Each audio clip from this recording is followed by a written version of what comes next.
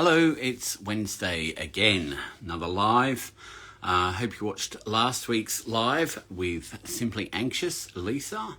And hope you've caught up with the podcasts. So we've had Lincoln Stoller last weekend, and now I forget who the one was before that. But go and listen to the podcasts on Hello, nutritional counsellor, and I've forgotten your name. It's Sam. Is it Sam? No, it's not Sam. Oh, I can't remember. No, it's I had it then. Sorry. Anyway, look, Karen from KG Counselling is coming on tonight, and we're Laura. Sorry, Laura. I'm terrible, aren't I? Karen from KG Counselling. Stages of grief, which is an important one to know about, because if you're feeling down, if you're lost a job, lost a parent, gone through a divorce, it's always good to know what the stages are. Hello, Blue Princess. Sorry, Laura. And look, it's even in your name, isn't it? Nutritional counsellor Laura G. Sorry, I'm terrible. I am terrible with names. And like, I've been looking at this today, to remind myself, it doesn't seem as though you're coming in, Karen. Let's invite you, Karen. Now, has that made it? Now can Karen come in? Have you updated all your software, Karen, on your phone? Because that sometimes stops you from getting in. And there's Mikey as well. Hi, Mikey. So yeah, we're going to talk about the 5 stages of grief.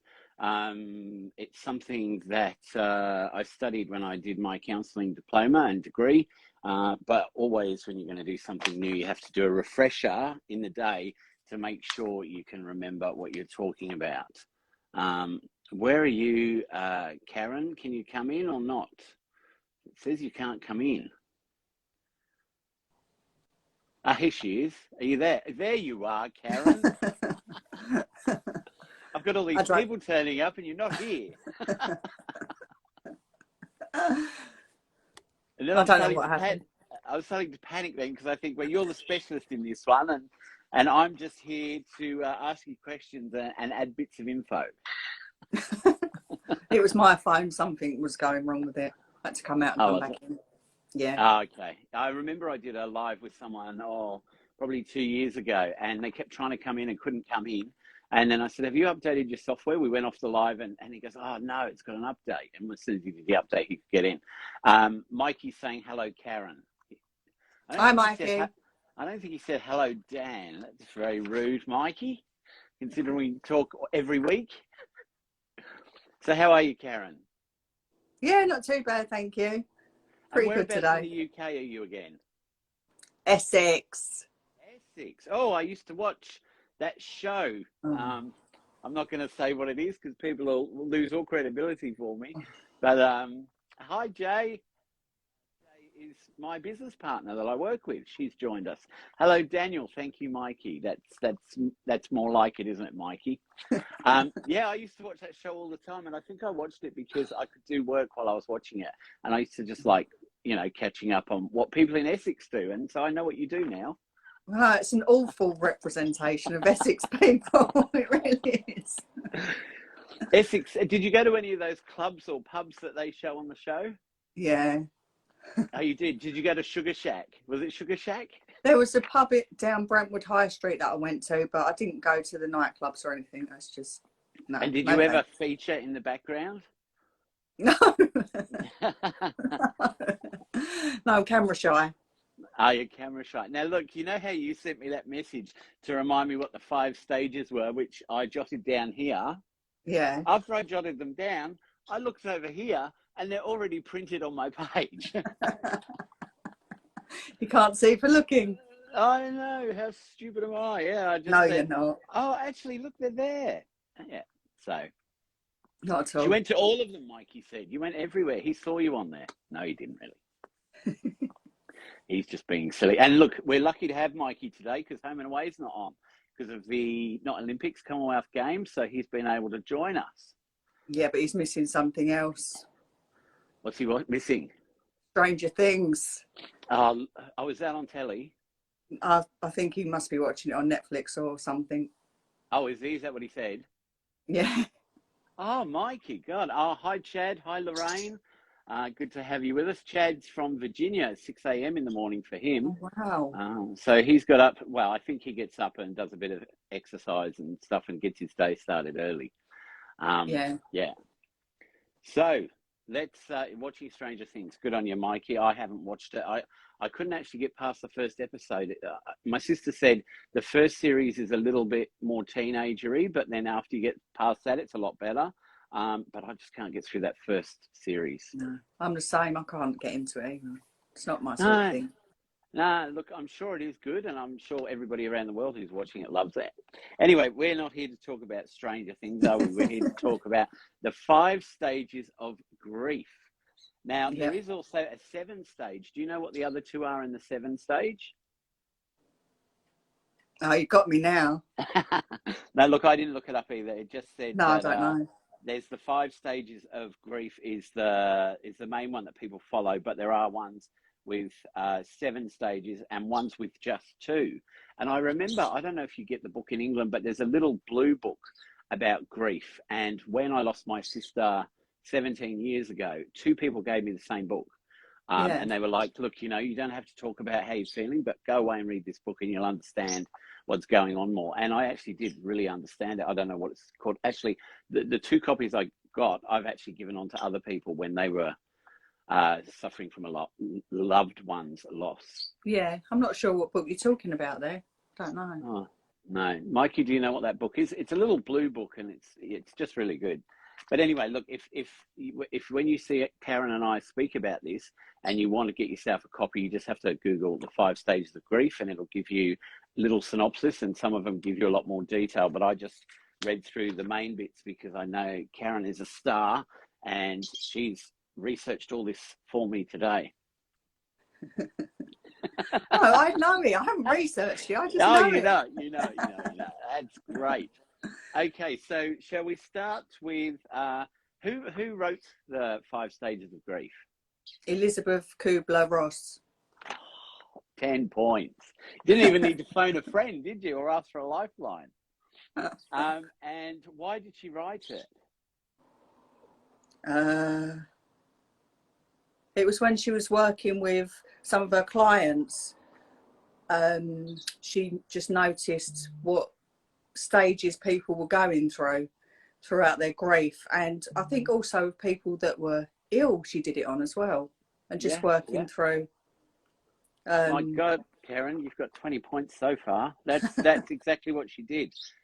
She devised it for people who were ill, and these were adapted for experiences with loss too, such as losing a job, losing a loved one, and losing a relationship. Yeah, that's right. Yeah. Well, actually, when I started working at the hospice, we did 5 days of training on grief, which was really helpful. And they don't actually. Good. Go on. Sorry. No, go on. No, I was just going to say, when I did the little intro, I was saying to people that, you know, I studied this when I was doing my studies, but I had to go back and refresh it because I don't work with many people with grief, even though I've had grief through my years. It's something that I remembered 2 of them. I remembered the denial and the acceptance. I couldn't remember the ones that went in the middle. Yeah. Because I guess, you know, acceptance is something that we all have to come to terms with at some stage. And just because you do the 5 stages of grief doesn't actually mean that by the time you read through them all, you have grieved and you're through it. It could be that you spend years in number 1 or a couple of years in number 2, or, you might actually do it all pretty quickly. I mean, people deal with grief in lots of different ways. Yeah, it's so different for each person, and it depends on so many things: your own mental health, what your relationship was like with the person, any other losses that you've had and not dealt with in the past before. So many things. And I mean, I guess also, like when I was reading through it today, I also thought about loss of friendship. You know, some friendships that you lose for some reason or another, you know, you're still thinking about it years later. Yeah, it's still there, isn't it? Yeah. And you've got certain triggers that can just get you thinking about someone or something that you've lost. Well, look, I mean, my sister, yeah, as I said before, died 17 years ago. And, you know, I don't think about her every day, but there are certain things, especially music, when it comes on the radio, I go, oh my God, that was something my sister liked. And then yesterday it would have been her 60th birthday. So that Yeah, was pretty hard yesterday because it was like, wow, imagine what she'd be like if she was still here now, 60. yeah. What would she look like? What would she sound like? What would our relationship be like? So Yeah. many things. Yeah. Oh, there are. There are so many things, and you don't. I mean, look, I don't dwell on those things, but when reminders come up, that's when you sort of take a deep breath and go, "Oh my God, no! I've gone through all the grief, but Yeah. still, years later, you're still processing what happened and why it happened and what could have been different." I mean, I guess all of these, bargaining. When I was reading through bargaining, I was thinking to myself, when my sister was really ill, before we knew she was going to be terminal. I remembered praying to God, and I'm not a religious person, but I remember going, God, please, just please let her be okay, Yeah. you know?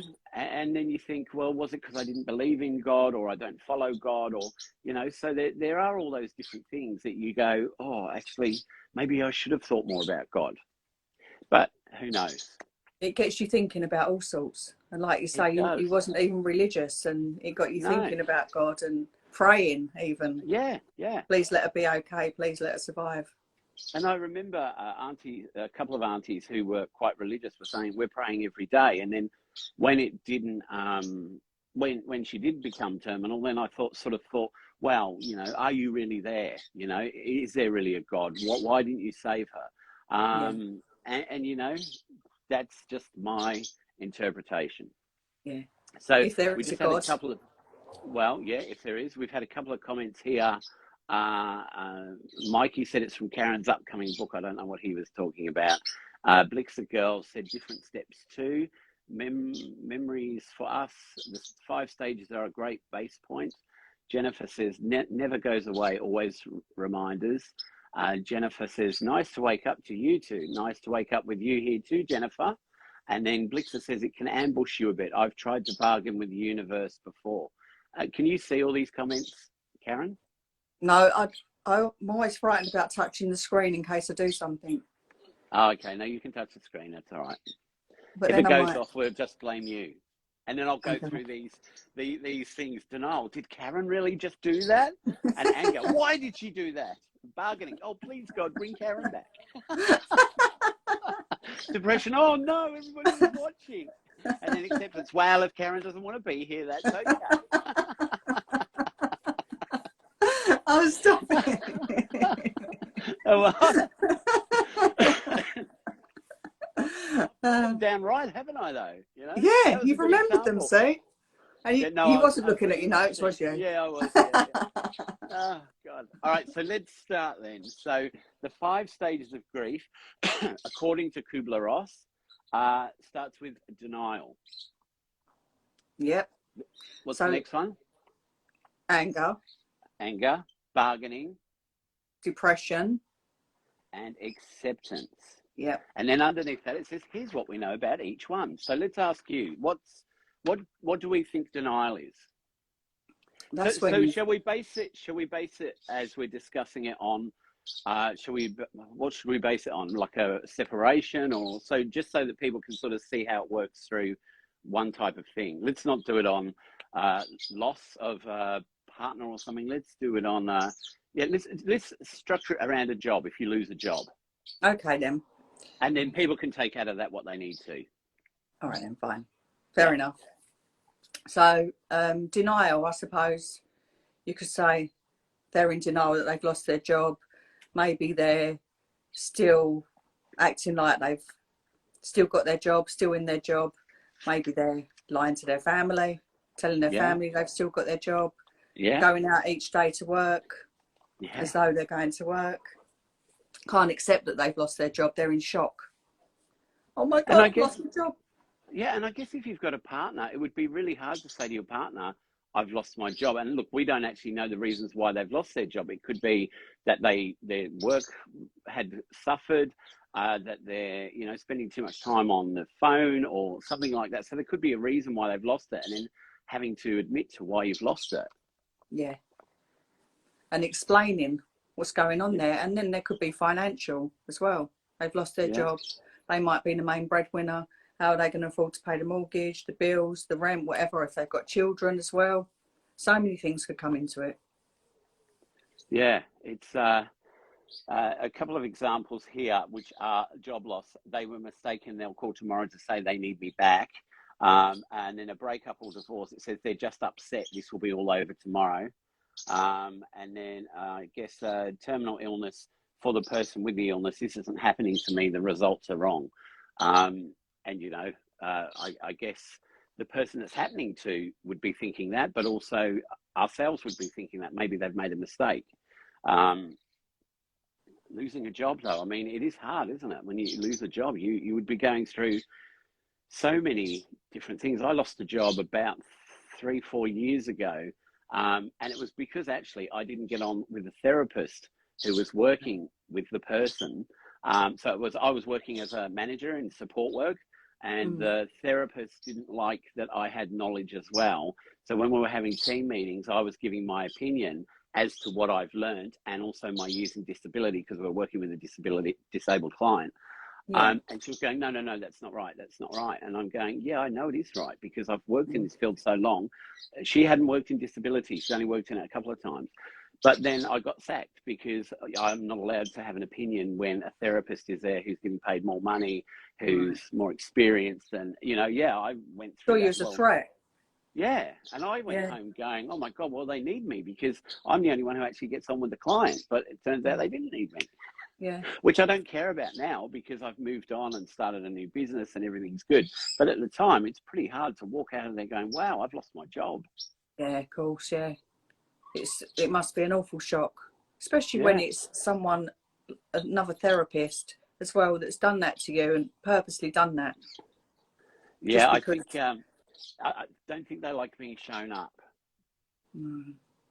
Well, she was actually what do you call it? She was not neuroscientist, a neuropsychologist. Is it a neuropsychologist? Yeah. And so because I had more knowledge than what she didn't like that. And my boss had said to me the week before, don't bring anything up. Don't, give examples or opinions, because she doesn't like it. And I couldn't help myself, because I knew I was working for the client, and the client is who I want to have the best advantage, and she didn't want that. We just had a couple more messages here. We had we had some laughing faces, and then we had Jennifer said, grief for loss of parents with dementia, loss or who they used to be. Well, that would be devastating on the person, wouldn't it? Blixa says, if it's your career choice, it can impact your identity or their identity. Yeah, definitely. Because if you're in a job and then you suddenly lose it, you've lost that part of your life, haven't you? Yeah, that part. And then you're thinking, how am I going to get another job now? Yeah. I've been sacked. What's going to happen now? What's my future going to hold for me? Now I've been sacked from that job. Is it going to hold me back from what I want to do? Yeah, because I guess when you've been sacked as well, you're thinking, well, what about the next job I go for? What are they going to say, that I lost my job? And you could say, oh, I'm just going to smudge it into my, what's it called? CV. Resume. And say, oh, I just resigned. But no, if they ring them, they're going to say, no, we sacked him. Why? Oh, we don't have to give you a reason. And then you're left, wow, don't even have a reason why he got sacked. It must be awful. It must have a huge impact on your entire life, getting sacked from a job. Yeah. And Jennifer How says, did you being recover? there. Well, look, I had probably about 2 or 3 weeks where I felt pretty crap about myself, because I knew what I was doing was to the best benefit of the client. And I mean, the client at the time was also a refugee who didn't have Australian citizenship, so wasn't able to stay here, but was being treated here, but they hadn't made a choice on whether he could stay or not. So I was fighting on a lot of different ways, sort of advocating for him. And he had all these seizures where he blacked out. And when he blacked out, he went absolutely ballistic, because no one had told him what was happening. So he's got an intellectual disability. He doesn't understand that when it's going black and then he comes back around, he thought every time he was dying. And no one had explained to him, no, you're not dying. It's where your brain stops working for a second, or too much electricity. Then it stops, you collapse, then you get back up. Oh, Yeah. great. Now, the neuropsychologist said to me, well, no, that's not true. And I go, well, it is, because I've explained it to him. And I got all this background information out of him because I spoke to him like a normal person, like an equal. And they talked to him as if he was a client. Yeah. So that's why he was more open with me and discuss things with me. And that's why I was able to relay this information. Now, I think if someone thinks they're dying and then you have 3 big security guards jump on him because he's thrown his arms around wondering what's going on, and I say it's because he thought he was dying and now he doesn't, he's gradually going to calm down. And each time he had a seizure after that, it was less and less intense because he would remember, oh, it's okay, I'm not dying. Yeah. You know, but the therapist didn't want to acknowledge that because she didn't, you know. So I was really upset that I lost the job, but from that come other opportunities if you look for them. Yeah. Not to say it didn't freak me out. Those first few days after I lost my job, I really felt terrible. Luckily, I did have, because I was working as a manager 3 days a week there, and I had 2 days a week working with private clients. So it wasn't like I was completely out of money. It was just that I wasn't expecting to lose that position. Yeah. But still, it's a shock, isn't it? Yeah. And because of somebody Especially else when as well. you're walking into a meeting thinking everything's good, and then you get told, oh, the therapist doesn't like you, I have to let you go. And I'm like, what? She sounds like she's up her own bum anyway. Well, the thing was, I spoke to a neurologist a few months later and said, hey, this woman's supposed to be really shit hot. Do you know who she is? And he's the top in Victoria here in Australia. And he said, I've never heard of her. And I went, well, apparently she's huge news. And he goes, I've never come across her ever, and I know everybody. So that made me feel a bit better. Yeah. She's got issues. She needs to see a therapist herself. Maybe I should have offered some counselling. Yeah. Oh, you might have been able to help her. But then she had an issue with you, so... Yeah, it probably wouldn't have been a good way to create a rapport, would it? And maybe I'd be too judgmental on her. Which I don't like being judgmental, but maybe I would have been with her. All right, so do you think we've covered denying? Yes. Do you? Yeah, I do. Look, sorry to everybody if you keep seeing me do this, but under this light, I get really itchy and hot. Not that. Have you got a light on there, Karen, or is it just me who uses one of these selfie lights? Yeah, but it's nighttime there, isn't it? It's daytime here, so. Oh, yeah, it is nighttime here. No, but if I didn't have the selfie light on, I wouldn't look so good. Oh, don't say that. Stop it, Dan. Run down and worn out like I am. Oh, stop it. Okay. No, you don't. So let's go to anger. And it's okay to touch your face. Don't worry.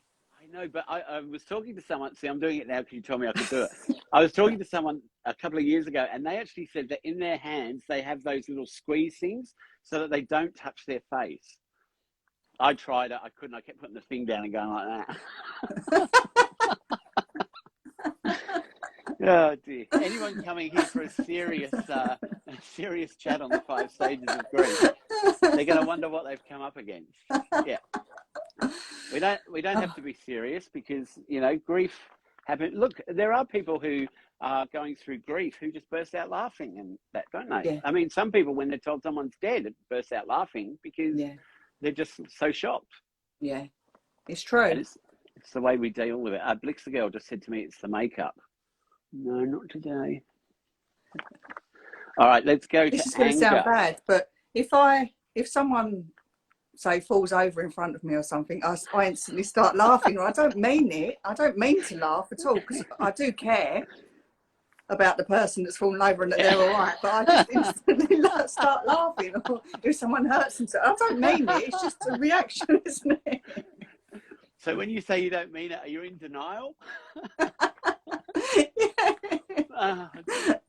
I remember when I was 19, I was in England on holiday, and my nan and I were going back to her car, and all of a sudden she disappeared. And I ran around the car, and then she was on the floor, and she's laughing too, and I'm laughing. She's going, "Oh my God, I don't know how I fell over." So I get her up, and then she goes, "Oh, I think my arm's broken." But we still couldn't stop laughing because we were just laughing so much. Yeah. Oh. Stop it.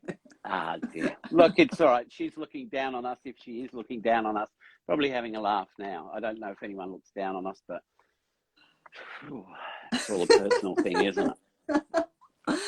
Oh, all right, dear. so we do have another couple of comments here. Jennifer says, laughter is medicine, my friends. Jay says, I always laugh inappropriately during duress. Haha. And Blixa says, Dan would never laugh out loud when someone fell over. I think I would.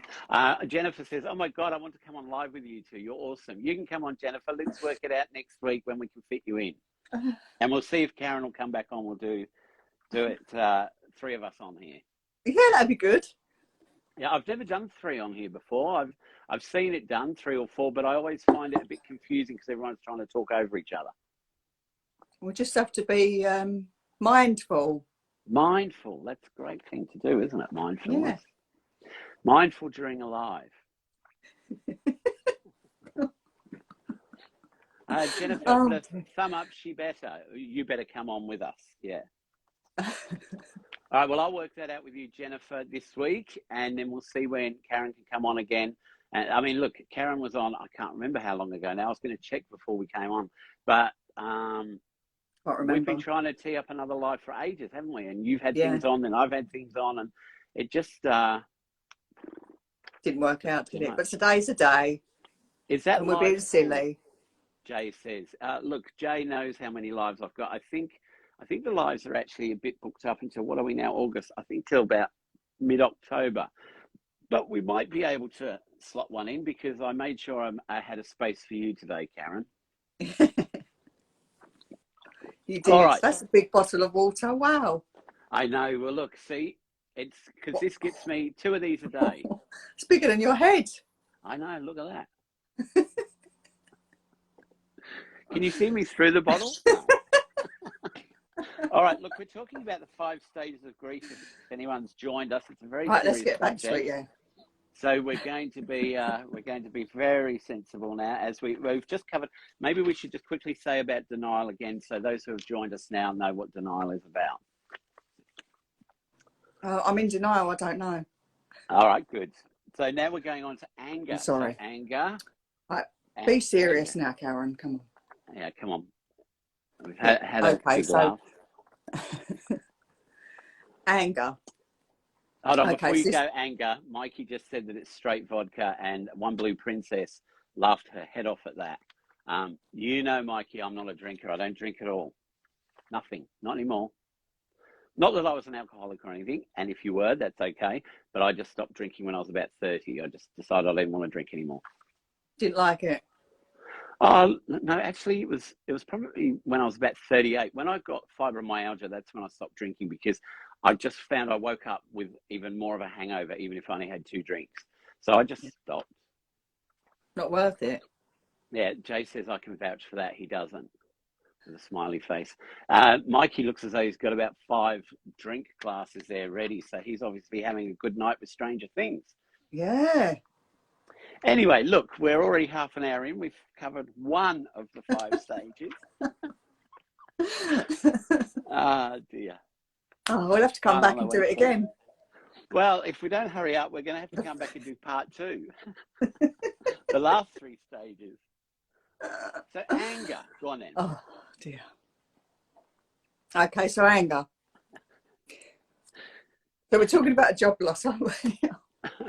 Look, let's just talk about whatever we want to talk about to do with, so let's say it's breakup or divorce, job loss, death of a loved one, terminal illness diagnosis. So if we talk about anger, you know, it can be any of those things. Come on. Okay, this is all denial, right, Blixa said. Yeah.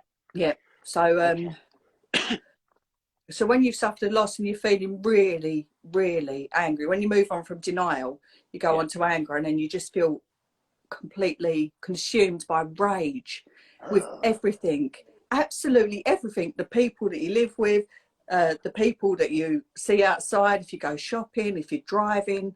I mean, for me, driving for me was, I got really bad rage and anger when I was driving, and I'm the most coolest, calmest person. I can't imagine you being angry. You don't want to see me angry. But anger is just, it's awful, and you just cannot control it, because you feel angry at people for laughing, you feel angry because people are carrying on with their lives, and you're stuck in this big dark hole and you can't get out of it, and you just feel completely consumed by anger, and that can last for quite a long time as well. Yeah. I remember when my sister passed away and I was working, the guy I work with, I was working with, well, his mum was still alive at the time. And I was really upset. I just lost my sister, and she started playing this really happy music. And I was like, why are you playing that music? I'm sad, you know? I'm really, really sad here. I don't want to be listening to happy, upbeat music. No, I want to listen to death metal. Yeah. No, I didn't want to listen to it. No, but I understand where you're coming from, because, yeah, you feel really angry. And why has it happened as well? Why? Yeah. Why me? So it says here, for a job loss, oh no, that's, I was still reading denial. They're terrible bosses. I hope they fail. That's your anger, though. Or a breakup or divorce. I hate them. They'll regret leaving me. Now, see, some of my old acting experience is coming in there as I'm reading these lines. The facial expressions are getting me. Death of a loved one. If she cared for herself more, this wouldn't have happened. But in an angry voice, you've got to say it. Urgh. Yeah. If she cared for me, this wouldn't have happened. Oh, God, you're going to get a job on EastEnders. I can just hear the do. You don't watch that rubbish, do you? Oh, I do. I love it. Oh, Dead Enders. I know you say that, but anyway, look. So then we're going to bargaining. What do we do? Let's not with digress bargaining? again. Let's be sensible now. Yes. Okay, so bargaining, so that's the... Just before you do bargaining, I did forget to say at the beginning, if anyone wants to send us a question, down at the right-hand side next to the little aeroplane, there's a speech box with a question mark in it. And you can send a question there that we can read out. We'll read your comments, and we'll try and get to them all. Yeah, so One Blue Princess just said, so true. Go on, you can start now. Okay, thanks. So Get out when of you my move path. on from the anger stage, pardon? Yeah. Oh, no, I was just doing one of the characters out of EastEnders. You know them too well, do you? I do. Get out of my pub. Get That's out of what my I just pub. said. Yeah, so you do know it. 38 years, I'm not going to stop. Was that Barbara Windsor? I loved her. She was brilliant. Yeah. Anyway, look, so we're going back to bargaining. Yeah, so when you move on from anger, I mean, the anger's still bubbling there. It can still be bubbling there, but when it goes away, if it does go away, it doesn't go away, but, you know, you move on to bargaining, and that's the what ifs. If only I'd done this. Maybe if I'd have taken her to the hospital sooner. Maybe if I'd have seen a different doctor. And that can also come into God as well. And you look to God as well. If I do this, if I pray and do this, will you please bring the person back to life? Or if I quit smoking, will you do this for me, God? And they can become really religious, even more than what they was maybe.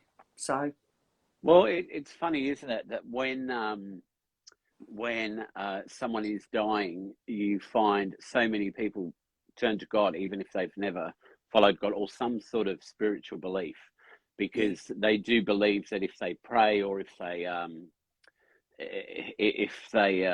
guess put it out there, that something might happen to change it. You know, I'm putting positive thoughts out there. It's going to change things. And I guess we all believe that to some extent. As I said earlier, I prayed to God. Well, I didn't pray, but I just said, please, God, make my sister live.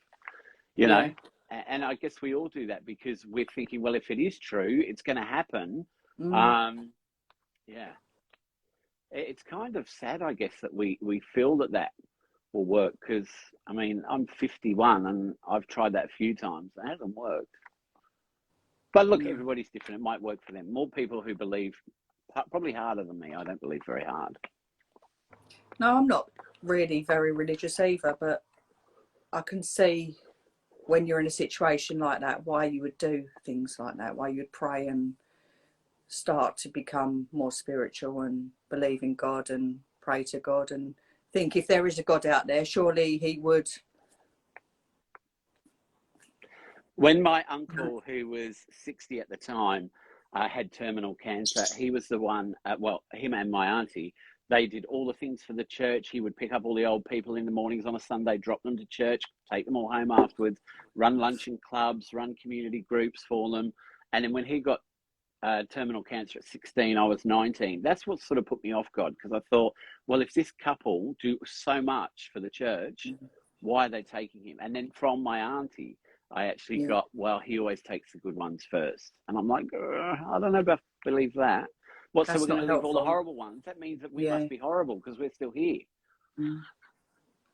Yeah, it's funny how people come up with these little ideas in their head of why things happen. But yeah, they always take the good ones first. It just doesn't wash with me. No, but people do like to say that, don't they? So many people say. Oh, sorry, hold on. We've missed all these comments because for some reason they were down the bottom. So Mikey says, dead enders. That's a very good one, Karen. Oh, he's very clever, isn't he? Blix the girl says, take me instead. And then she says, I think prayer, magic, manifesting are similar. It's all sending good energy and love. Yeah, it is, isn't it? It's yeah. And if that's what people believe in, you know, it will bring them comfort, won't it? Yeah. And it says here that you might create a what if or if only statement, which I think you actually just covered.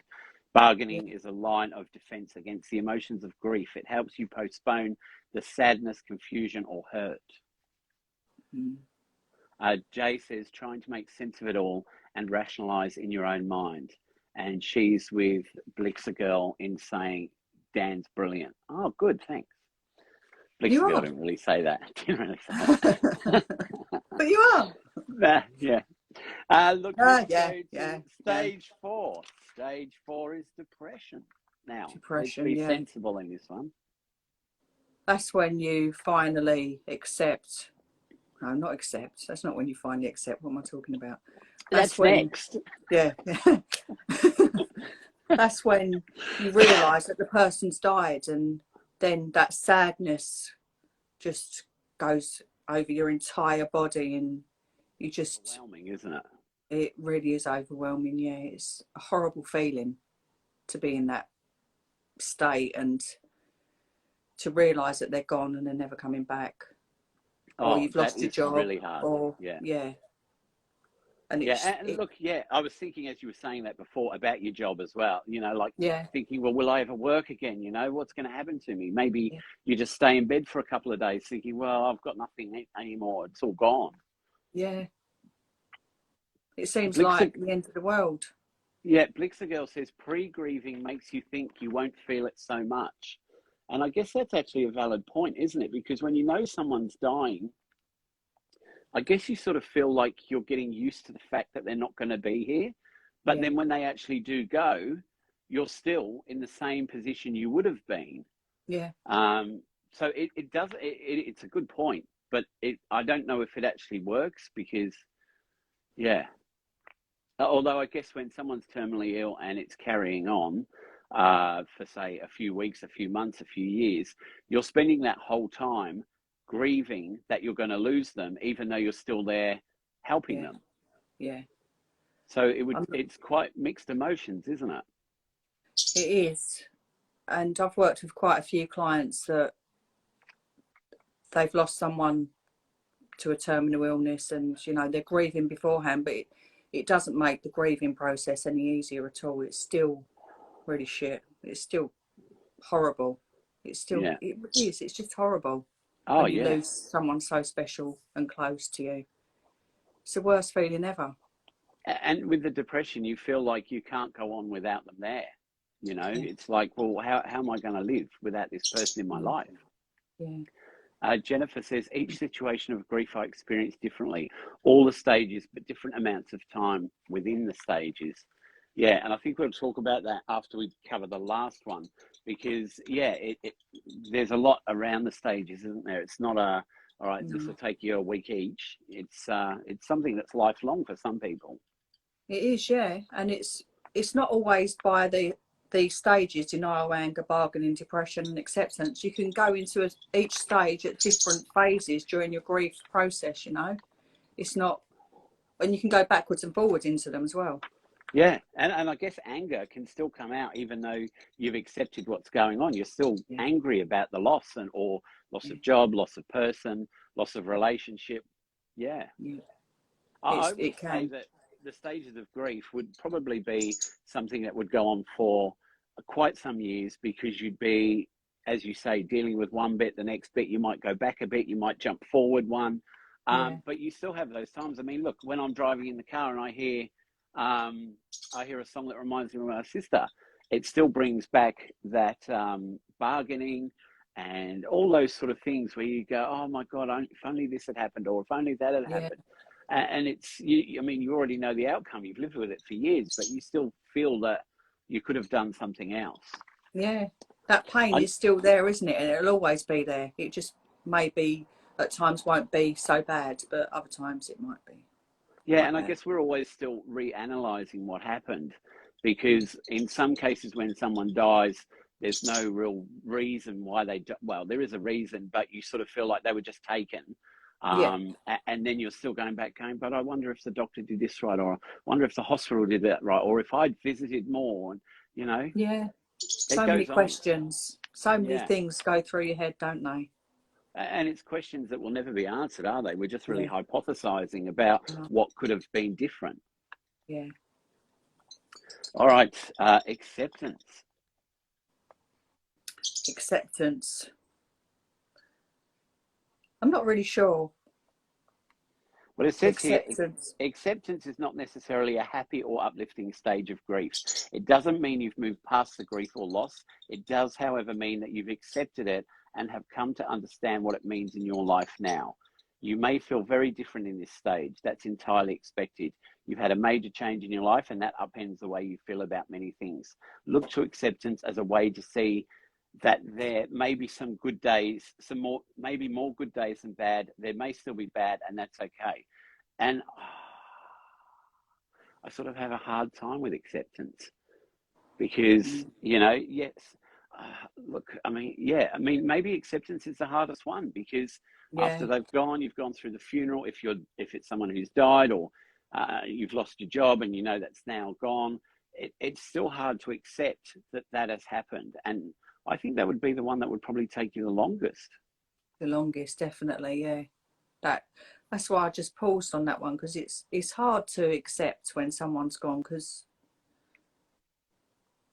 when you think of everything, all them stages that you've been through, that reaching that final stage is really, really hard to accept. You know, they've gone now and that's it. You still wish that they were still here. You still go through maybe bargaining, like you said. Yeah. I think it's really tough, acceptance, but you can reach that stage, and it can take a long time to reach that stage. Well, I know with my dad, when he passed last year, it was a good few months of going to visit mum and dad that I realized that I got used to the fact that dad wasn't there.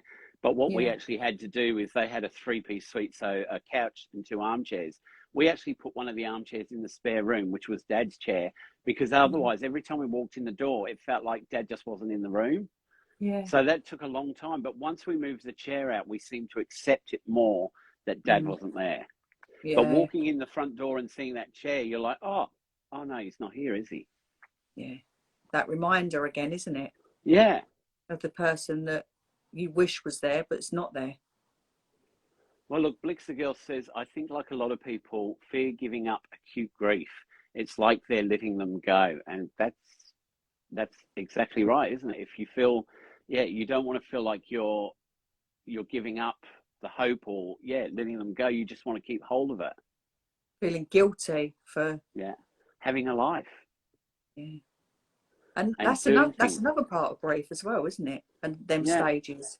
Feeling guilty for laughing, feeling guilty for being happy, feeling guilty for going out and doing things, feeling guilty for not thinking about them maybe for a particular day. You can beat yourself up so much. I guess for people who have lost a partner as well, even if they've moved on and gone through all these stages and accepted, and then a year later they find a new partner and they move on with that, then it's hard for their kids or parents or brothers and sisters or workmates, friends to accept that. How can you go on with someone else? You've just lost your partner. But in some ways, it's a way of, I guess, for some people, filling a void, not being lonely. It's also a way of moving on and saying, well, look, I've accepted what's happened and I'm actually happy with this new person that I've met. And I guess you'd get a lot of stuff in the background going on that you would have to then try and deal with around why you've accepted what's happened. Yeah, people's judgments coming in there. And look, One Blue Princess is saying that she's struggling to accept she has just lost someone very close to her. And, you know, my heart goes out to you, and I'm sure Karen's would too if she knew who it was. But, you know, you'll get through these stages, One Blue Princess, and it doesn't have to be this week. It doesn't have to be this year, but you do work your way through them. And it's good that you're here so that you can hear about the 5 stages of grief. And I hope that for you, you've seen what we've been talking about in a good way, because we're sort of adding humor to it. Because when you talk about grief, it doesn't have to be doom and gloom. It can be happy, and you can find humor in it, because that's the way that most of us cope. And especially as, you know, myself and Karen, when you do counseling or stuff like that, you do have to have humor in your life. Otherwise, sometimes you feel like you've gone a bit mad. You do, yeah. And Jennifer, I just want to say as well, just feel your feelings. Don't suppress them or try and push them aside. Just feel what you're feeling, and it's okay to feel like absolute crap and really sad. It will get easier. And I think also with feeling really sad and actually letting those emotions out, it actually does help you heal. Because a lot of times when you bottle up those emotions and those tears, you actually find you get quite sick from it, like physically and mentally, because you're constantly holding it in. Whereas if you let it out, you might feel tired for a week afterwards, but it will actually let those emotions go, and it lets your whole body go, I've had to deal with this. I've had to let all this out. And now I'm able to move on slightly, even if it's just a little bit. Jennifer says here, my stepmom promptly send Dad's chair to my house. In my home, I felt more comfortable sitting in his chair. It was comforting. And look, I get exactly what you're saying there, Jennifer. For us, it was walking through the front door and seeing it straight there. It was just constantly that, oh, Dad must be here. And look, I'll tell you, when he passed, it took us 9 months to actually work through his clothing and his personal stuff, because every time we went to do it, it was too much. And in the end, I almost did it without thinking, because I thought, I can't be attached to this stuff. I need to sort it. So we had one pile, which was stuff we wanted to keep, one to recycle, and old stuff that needed to go in the bin. And then all that stuff that was the stuff we wanted to keep got put into some bags back in the bottom of the wardrobe. And then we dealt with it a couple of months later after that, when we could all deal with it properly. Because it's not, you shouldn't need to force yourself to do these things. You should just do it as you need to, and spend the time that you need to do what you need to do with it. One Blue Princess, yes, really helps. Thank you. So that's about what we've just said. Blixer Girl says, people are judgy. It's your journey. Get help, but you need to feel it. And the life coach, Josh, morning to you too. There's no rushing your grief process. You don't need to feel like you need to do things just because. Just do it in your own time when you're ready to do it. And if you feel to yourself, oh, I need to get this done because I need to get it out of the way, that's probably the best time to then just go, no, look, let me leave it a little bit longer. Give yourself another day, another week to think it through. Because if you make that decision and sort through everything, then you're more likely to come back and go, oh my God, I threw that out, or gave this to so-and-so. I actually wanted that. You know, so when you feel you've got to do it, that's when you need to give yourself a few more minutes or a few more days or a few more weeks to actually go, no, look, let's just have a bit more time to think about this, because it's not a rush thing. And those things, once you've donated them, you're not going to get them back. Gone. So make sure you keep everything that you want. We also we bought a little box. I guess it's a bit bigger than an A4 size. And Yeah. we put photos in, Dad's wallet, his driver's license, things like that we wanted to keep, and then we could put them in the wardrobe, and now we go back and look at it whenever we want. But Memory those were things, box. yeah, we didn't want to get rid of that, you know, and that's part of the grieving process too, It isn't it? You is, can yeah. go back and look at it. Yeah.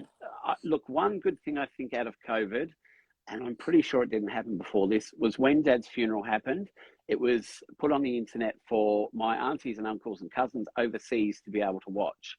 Yeah. And that was brilliant because they said, you know, when my sister Debbie died, they felt like they didn't have closure because they didn't see the funeral. They just knew she'd passed. Whereas with my Yeah. dad, they're actually there in the back watching it as we're watching it. Yeah. So that is a So good thing, isn't it? it's really good because, you know, there's been aunties and my nan and that died in the UK, and I would have loved to have been able to sit and be part of the funeral. Yeah, of course. Because one thing I found, every time I went back to England on holiday, you'd be like, oh, actually, that one's gone, that one's gone, that one's gone. But because because I live in Australia, you hear it and you know it and you grieve about it, but you don't see it, so you don't really know. And then you go back and you're visiting crematoriums and graveyards and you're like, God, all these people have gone. Mm. And Yeah. because you're in Australia, you're not experiencing it if they've died in the UK. No, So no. it So doesn't feel so raw, I guess. every time I go back, I expect to see those people. And even though I know they're gone, you still think, Yeah. oh, maybe they're there. Yeah. Yeah. You haven't been back here for a long time now, have you? I came back there last time in 2007. 2009. 2009. Yeah. 13 years ago. I know. Mm. I know I'm due to go back. I should go back and have a little holiday. I like England. I love it. I love being there for a holiday. I don't want to live there anymore, but I love it for a holiday. Yeah. Holiday's good. Yeah. I was also going to say about grief, which is gone now. I had something else that I thought we could add. So, yeah. So that's the 5 stages, isn't it? We did it. We did it. We Got got there through it eventually. without laughing too much. The Is there first anything you half want an to add? hour. The first half an hour was a bit, dare I say it, crazy. Well, look, I think that's always good because when you're talking about a topic like this, if we have a bit of fun first, then it gets everybody in a more positive mood to listen to it. And, you know, like I've said before, I don't like any of my podcasts or that to just be monotonous and dry. And you're the same. You know, we want people to actually take it in by being comfortable, listening, laughing and enjoying it because, otherwise, I mean, mental health can be a pain in the ass if you're just going, right, today we're talking about the 5 stages of grief. Monotonous. Yeah, the first one is. And I'm not a serious person anyway. So. No, we saw your personality shine through this evening, didn't we? Yeah. It was really good, although I didn't like your comment about dead enders. I think we've lost Mikey during this. I think he's gone back to Stranger Things. Stranger Things. How come you live all the way over there and you know more about it than what I do? We chat quite often. Right. A bit like me and you. Quite often we chat, so, you know. Yeah, it's good, isn't it? It's a nice little network we've got. And I think doing these lives, we find other people who either I know or you know, then connect with us. And then we start being friends with them as well. No, Mikey's still here. Wow. He was hiding in the background. Yeah, I think the only time he's lasted this long is when he's actually been a guest on here.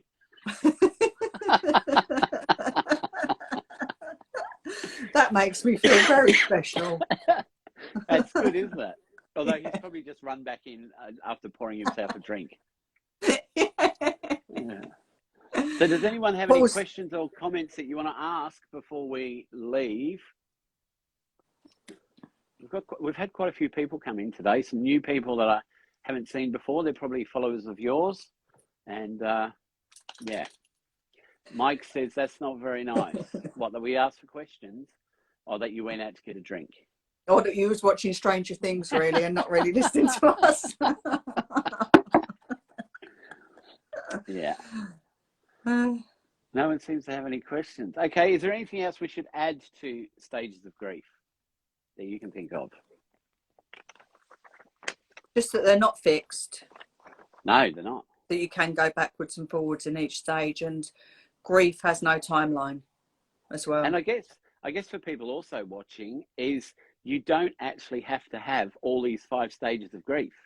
You No. might just have 1, 2, you might have none of them. I think it would be quite hard not to have any of them, but I could imagine most people would probably get the depression from if someone was passed away, and then we would move on to acceptance. Not everybody, I guess, would be angry. Some people would have already come to terms with what's happening, or so Blix the Girl says, what do you recommend people in early grief do? Early grief, early grief is the hardest part to go through, because that shock in your body that you feel in your body, and then all the emotions are going crazy in your head, and then it affects your body so much. I would say, if you want to stay in bed, stay in bed. If you want to feel like crap, if you don't want to talk to anyone, don't talk to anyone. If people are calling you, texting you and wondering why you're not responding, if you don't want to talk to them, don't talk to them. Just look after yourself, I would say. Take care of you. And if all you can do is get out of bed and wash your face and brush your teeth, then just do that, because early grief is really awful. Really is. I remember when someone passed away in my life, and we got the phone call, and as soon as I heard, I was sick, and then driving there, I had to jump out of the car because I was sick again, and then getting to the person's house, even though they were gone, I went to knock on the front door and had to be sick in the garden again. And I've never had that sort of grief or shock like that, but it was just overwhelming, you know. And I think all the way there I was crying as well. So I'm driving crying, but then, I've got to get out of the car, I'm going to be sick. Yeah. What it does to your body. Yeah. It's amazing, those feelings that come over you. And I don't usually speak about different things happening, but when my dad died, my sister's name was Debbie, and the nurse that was looking after him was called Debbie, and she was the one that greeted us at the door. And what's that called? Not coincidence. But when she greeted us at the door and said, "Hi, I'm Debbie, I've been looking after your dad," in my head I thought, wow, Debbie's here for him, you know. So surreal. Yeah, really surreal. But you know, I don't know. It's not called coincidence, is it? It's can't think of the word. I can't think of the word either.